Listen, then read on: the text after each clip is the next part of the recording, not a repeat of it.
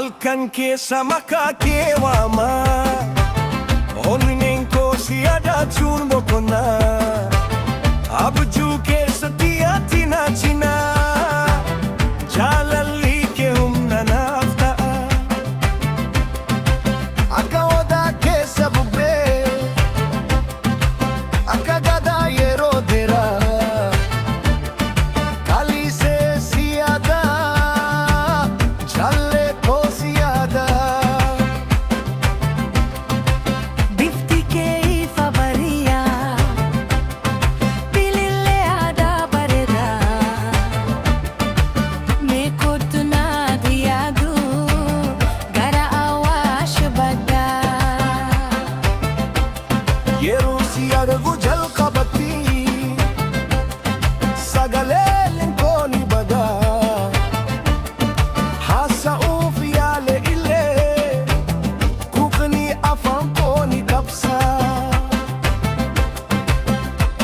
Ani Awaash gamaa, ati Jimmaa keessa. Si yaadee lubbuun koo, siin jiraata hunda caalaa. Bareeduma keetiin lagni Awaash ni dhaabbata. Yaadoon koo hundaa si arguun ni galaafisa. Intala abbaa Jifar yaa gosa bililee, si dabee jiraachuun gubaa onnee naaf malee.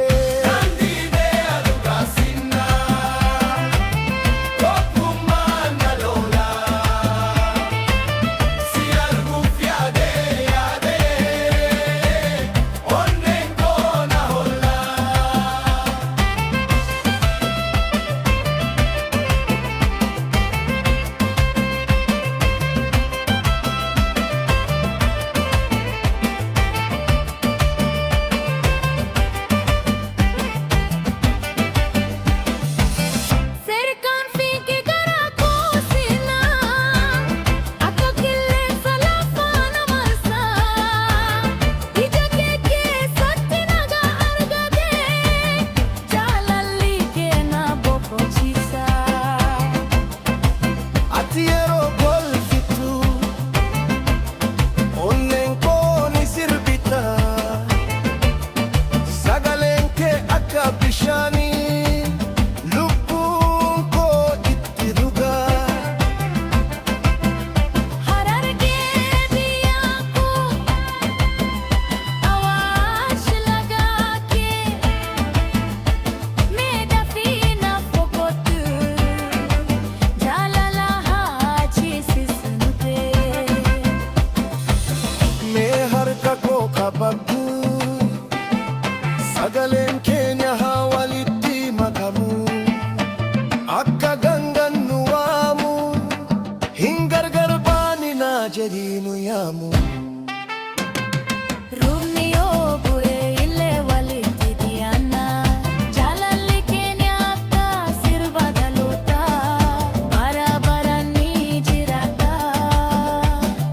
Onneen koo ni sirbita, onneen kee na waama, fageenya keessa illee nan dhaga'a. Akka basruu kutuu keessa koo, lubbuun koo ni socho'a.